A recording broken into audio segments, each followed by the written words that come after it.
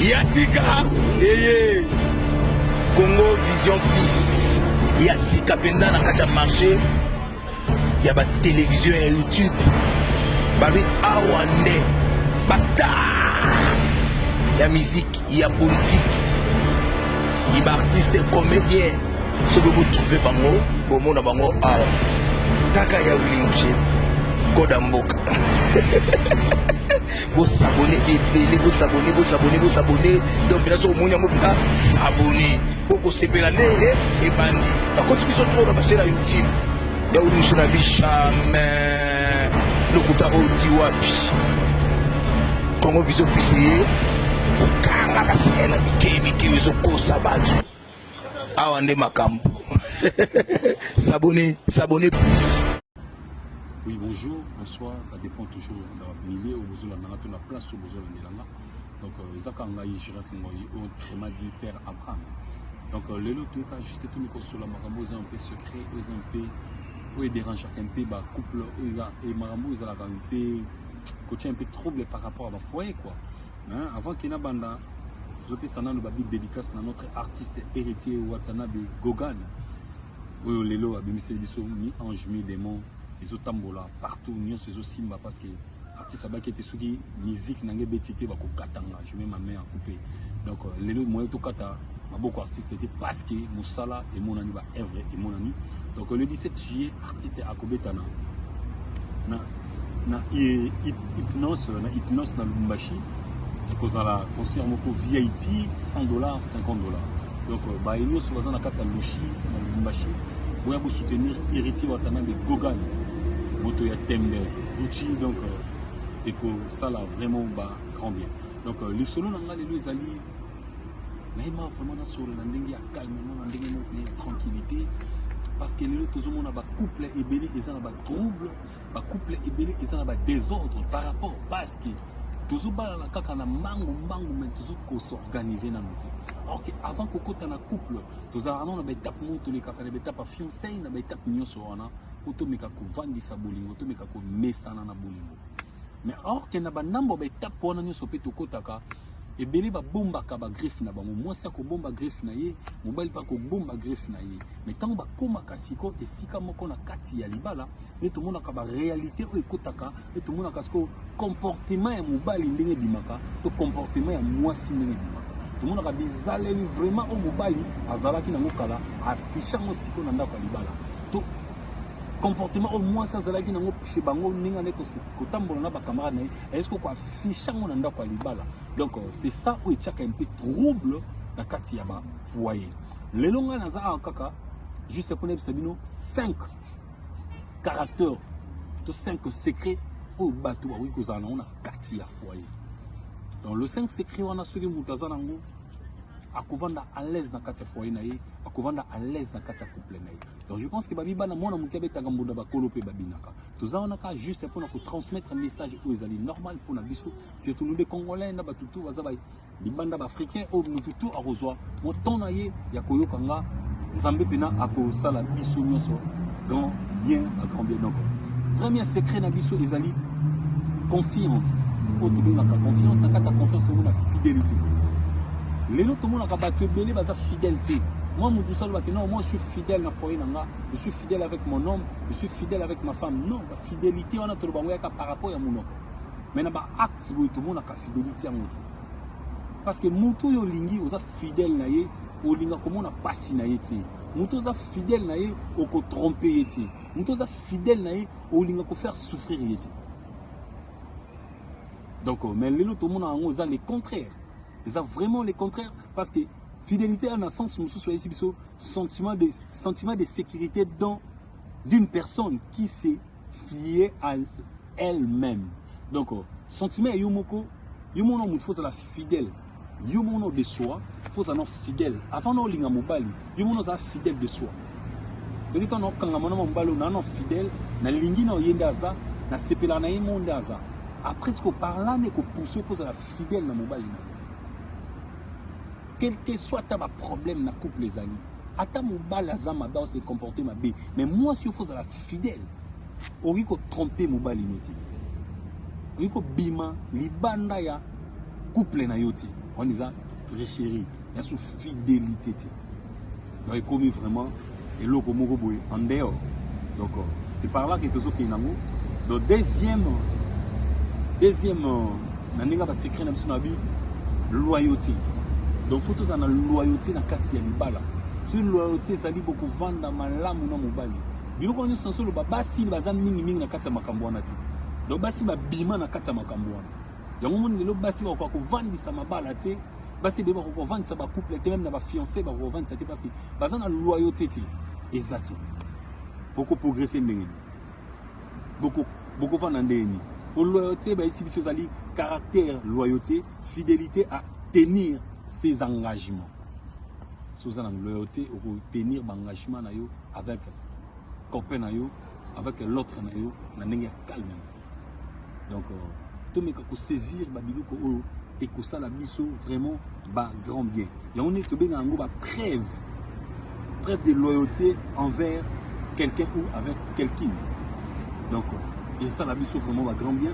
Oh, les gens juste tout ça, mais parce que dans ça, on a une mission, mais mission, les gens c'est donner une maman tali, foyer, c'est donner une maman tali, couple, tout mes capés, tout mes cacobacs, ça va en plus la vie. Tu vois, bisogna se toujours en avancer parce que les gens c'est toujours quand conseil et qu'on a aider les biso que placement dans l'autre monde la dette na mes cacotambo ça, vie nanga un peu bien. Troisième étape, tu as la soumission. Nesika makambu ezali. Soumission nesika makambu et vandi. Maman, papa, est-ce que vraiment vous avez soumise dans mon bali? Hein? Babi soumission fait ça là. Soumission baba, c'est respect. Nabi bassi bele vous en respecté ba maman bolimbi sans nabi qui na ba commentaire bogoloba. Mais bassi bele ba na respecté devant mi bali na bali.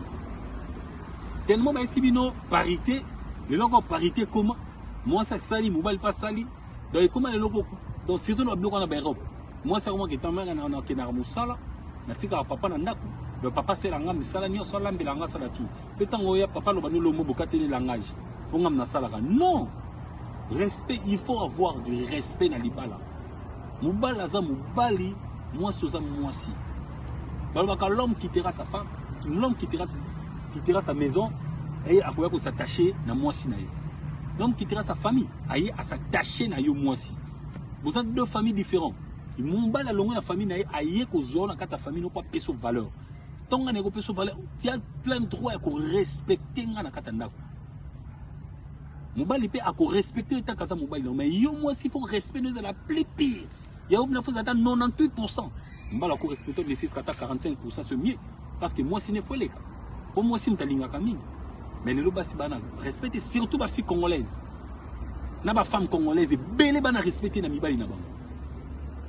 Bazana respecte am kete surtout ba bazana Europe.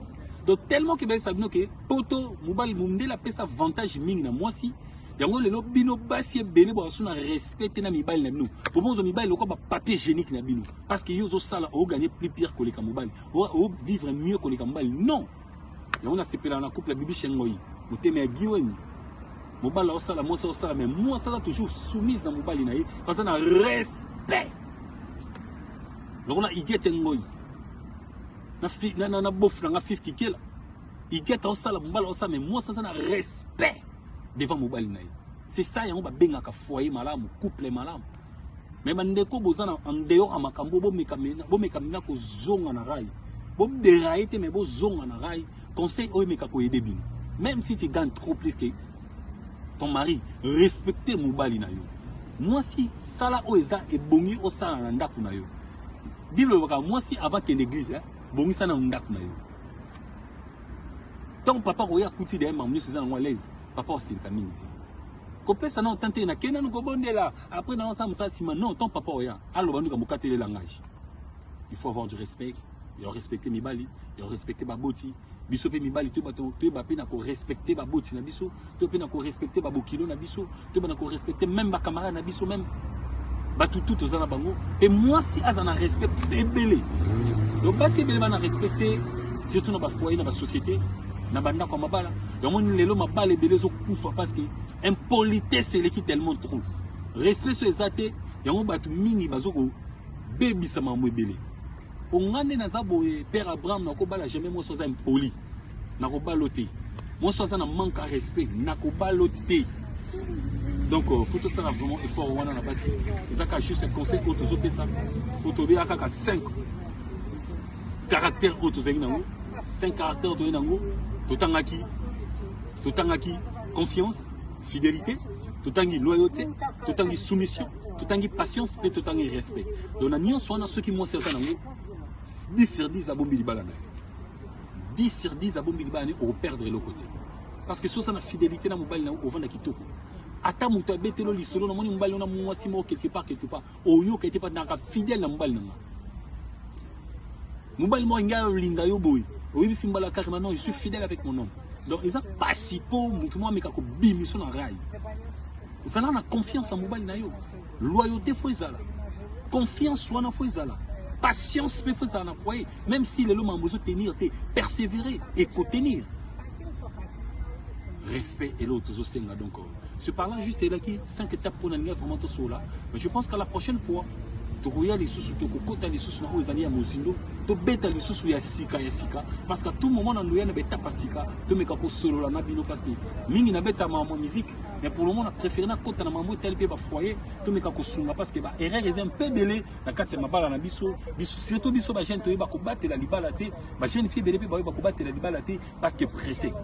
Mais tu vois beta sous ni solo boti la biso ba commentaire ou acp la télé biso ba like commentaire na bino dans les besoins et ko edenga ba conseil na bino musopé na sewana et ko salanga vraiment ba grand bien. Je vous aime tellement trop, je vous love. De gros bisous à vous, c'est toujours Père Abraham. On est là, pas de souci. Check. C'est papa. Non, bota. Attendez 1 mois, mais il est 9 mois non bota. Vous en avez passé c'était bobo baraba na liboum. OK. In 1 mois, il a 9 mois, quelle patience au maman bozana. Mais ce qu'on a pas foyer, bah tu vas pas besoin de pas patience. Car patience au bon basine. Mais patience où il y a battre les libas les ratés. Non. Dernière étape na biso c'est respect.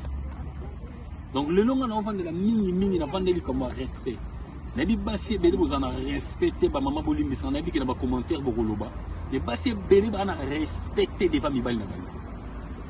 Tellement bah, si bino parité, les locaux parité comment? Moi ça sali, mobile pas sali. Donc comment les locaux, donc surtout dans le bloc on a Europe. Moi c'est vraiment que ta mère na na musala, na tika papa na ndaku. Le papa c'est langa misala ni so lambe langa sala tout. Peut-être ngoya papa lo bano lo mo bokateli langage. Pour ngam na sala non. Respect, il faut avoir du respect dans libala. Mobile za mobali, moi soza moi si. Balobaka l'homme quittera sa femme, l'homme quittera sa maison et à quoi s'attacher na moi si na yo. L'homme quittera sa famille aille à s'attacher na yo moi si. Vous êtes deux familles différentes. Il m'omba la longue la famille na aille ko zone ka ta famille no pas peso valeur. Tant nga ne ko peso valeur, tu as plein de droits à respecter nga na katanda. Mobali pe à respecter ta casa mobali mais yo moi si faut respecter nous la plus pire. Il y a une fois à 98%. Mbala ko respecter les fils kata 45% c'est mieux parce que moi si ne faut les cas. Pour moi, si je suis un mais les lobas respectent surtout les filles congolaises. Les femmes congolaises, les femmes respectent les filles. Bazana respecte surtout en Europe. Donc tellement que vous savez que poto mobile monde la pesa avantage mingi na moi si yango lelo bino basi belé bo sona respecter na mibali na bino. Pour moi mibali le quoi papier hygiénique na bino parce que yo zo sala o gagner plus pire que les mobile. O vivre mieux que les mobile. Non. Yango na sepela na couple la bibi chengoyi. Moteme agiwen mobala osala moi osala mais moi ça toujours soumise dans mobali na parce que na respect lokona igete ngoyi na bof na fils qui kela igete osala mobala osala mais moi ça na respect devant mobali na c'est ça yango ba benga ka foyer malamu couple malamu mais bandeko bozana en dehors amakambo bo mekamina ko zonga na rai bo deraite mais bo zonga na rai conseil o meka ko aider bino. Même si tu gagnes trop plus que ton mari, respectez mobali na yo. Moi si sala oeza et bongi o sala na ndaku na yo. Bible waka moi si avant que l'église bongi sana na ndaku na yo. Ton papa oya kuti de mamu so za na l'aise. Papa aussi le kamini ti. Ko pesa na tante na kena ngo bondela après na ensemble ça sima non ton papa oya alo bandu ka mokatele langage. Il faut avoir du respect, et on respecte mibali et on respecte baboti biso pe mibali to ba pe na ko respecter baboti na biso to pe na ko respecter babokilo na biso to na ko respecter même ba camarade na biso même ba tout ozana bango et moi si azana respect ebele donc ba si ebele na respecter surtout na ba foyer na ba société na banda kwa mabala donc on lelo mabala ebele zo kufa parce que impolitesse c'est qui tellement trop respect sur ezate yango batu mingi bazoko baby sama mo ebele ongane na zaboye père Abraham na ko bala jamais moi soza impoli na ko baloté moi soza na manque à respect na ko baloté donc faut ça vraiment effort wana na basi ezaka juste un conseil auto zo pesa auto be aka 5 caractères auto zeng nango 5 caractères auto nango totangaki confiance fidélité totangi loyauté totangi soumission totangi patience et totangi respect donc na nyonso wana ceux qui mo ça nango 10 sur 10 à bombi libala 10 sur 10 à bombi libala au perdre le côté parce que sur ça na fidélité na mobile na au vanda kitoko ata muto betelo lisolo na moni mobile na mwasi mo quelque part oyo ka était pas na ka fidèle na mobile na mobile mo nga linga yo boy oyi simbala carrément non je suis fidèle avec mon homme donc ils a pas si po muto mo meka ko bimi so na rail ils ont la confiance en mobile na yo loyauté faut izala confiance wana faut izala patience peut faire dans foyer même si les hommes ont besoin de tenir persévérer et co-tenir respect et l'autre donc ce par là juste c'est là qui 5 étapes pour nous vraiment tout cela mais je pense qu'à la prochaine fois tu regardes les sous tu côté les sous na ozali ya mozindo to beta les sous ya sika parce qu'à tout moment dans l'ouya na beta pasika to meka ko solo la na bino parce que mingi na beta ma musique mais pour le moment on a préféré na côté na mambo tel pe ba foyer to meka ko sunga parce que ba erreur les un peu belé na kati ya mabala na biso surtout biso ba jeune to ba ko battre la libala te ba jeune fille belé pe ba ko battre la libala te parce que pressé mais to yo beta sous ni solo yo boti la biso ba commentaire ou ACP la tel biso ba like commentaire na bino dans les besoins et ko edenga ba conseil na bino musope na sewana et ko salanga vraiment ba grand bien je vous aime tellement trop je vous love de gros bisous à vous c'est toujours Père Abraham on est là pas de souci check c'est papa c'est bon soumission tant que bon on ta la mingi na mwasi ba bi mwasi faut la soumise na mobali na la femme il faut oser la soumise est-ce que pas si baza soumise na mibali na ba tout le monde a mis basi misusu mbala bisi chérie s'il te plaît denga na chemise on a papa bana ngapi na lembi ke zonka yo mo non on est à soumission té mbala osingo demande mo bozo kate directement non mbala lobino no mo bo kate langage mo ko kata té yango sa soumission té moi si faut ça la soumise na mobali na yo donc moi si faut yo kaka mbala faut to saka mobali na yo yango to be mo za soumission donc faut se soumettre devant papa ya bana na yo. Mais Moubal, il faut se soumettre. Bon, Moubal, il faut se soumettre devant moi aussi. On est commis et l'eau moussou. Mais moi aussi, il faut se soumettre. Mais Moubal, il faut respecter moi aussi. Moubal, il faut respecter moi aussi. Mais moi aussi, en respecter Moubal, premièrement, il faut s'appeler sous très soumise. Donc je pense que ce autant nous savons Wanane et que ça la biso vraiment bah, grand bien. Parce que la soumission, les alliés, fait de se soumettre, d'être soumis à une autorité. Une loi attitude d'une personne soumise. Donc, photos à la soumission. Donc, une autorité aux la soumise. Papa nanda coupe aux la soumise. Donc, c'est ça parce que soumission, ça mini pour moi aussi. Ça m'a vraiment été pour mon bali. Donc, au sein de la bande, on a vu surtout au bazar de foyer, au tout babalani, au balini babalana. Pour bon balibala, no bien faut la soumission. Dans au sein de la pardon, surtout bande qu'on a basi. Ils ont commis qui tissaté, mais ça juste pour garder les balles. Nous avons quoi secret les balles. Mobali moko tali ngamo ça impoli. Nga lelo mo si soza très impoli nga no baloté. A toza ki toko zo ngala lokola ta minzoto. Na ko baloté soza na soumission ti. Soza soumise na ngati na ko baloté. Pona ko tshona ndako na kitoko na yo, après kitoko no na ndako so mo na neto mi wa démon. O menga ko akarashika. Mbalo boni kamboka te nga langage. Na sa boka te nga langage. Ndako ne okoma lokola, ndako mo lokola terrain à boxe. Pona no bola yo chaque jour parce que ça très impoli. Mais tant que vous êtes soumise à papa, papa on va en oublier à bercer, à va quitter mon sang. Elle c'est vraiment ma femme, je l'adore tellement. En sa publicité n'a pas passé par là, pas mes balles, pas ma camarade, même la famille. Et ils ont déjà image d'un qui est bien. Mais toi, moi c'est ah, yeah, l'autre, Azaka soumise dans mon mobile, akatela mbane balangage ata très impoli même pour nanda ko ba ibika za bon non donc to meka ko changer ba caractère na biso na ba comportement na biso et ko ça la biso vraiment ba grand bien ba biso quatrième étape ezali patience. Est-ce que de femmes vous avez vraiment patience? Vous en avez patience?